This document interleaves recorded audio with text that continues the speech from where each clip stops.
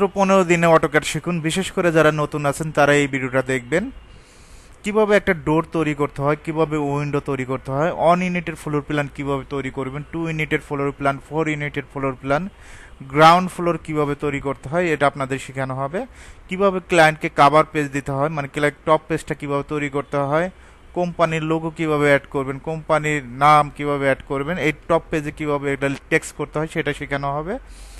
Column layout, একটা floor plan থেকে কিভাবে কলাম লেআউট করতে হয় এই কলাম লেআউটটা শেখানো হবে।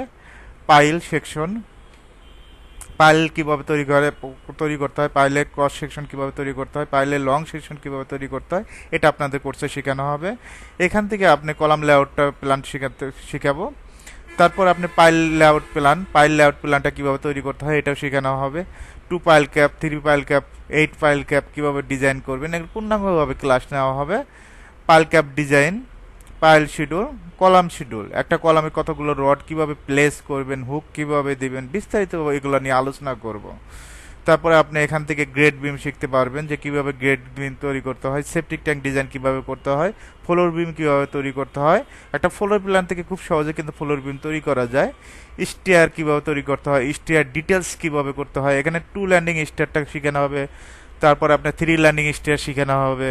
রাউন্ড স্টেয়ার হলে কিভাবে করবেন সেটাও শেখানো হবে। এটা সেকশন কিভাবে তৈরি করতে হয়, রোডের প্লেসটা কিভাবে সাজাতে হয় এটাও শেখানো হবে।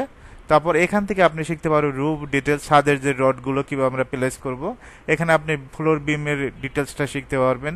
এখানে FB1, FB3, FB3 সব ডিটেলস আপনাদের শেখানো হবে। গেট বিম ডিটেলসটা শেখানো হবে। এখান থেকে আপনি ওয়াটার রিজার্ভারের যে পার্টটা সেটাও শেখানো হবে, সেপটিক ট্যাঙ্ক শেখানো হবে। একটা ফ্লোর প্ল্যান থেকে কিভাবে এলিভেশন করতে হয় সেটা শেখানো হবে, কিভাবে সেকশন করতে হয়, কিভাবে ফার্নিচার লেআউট প্ল্যান করতে হয়, এগুলো পূর্ণাঙ্গভাবে ক্লাস নেওয়া হবে।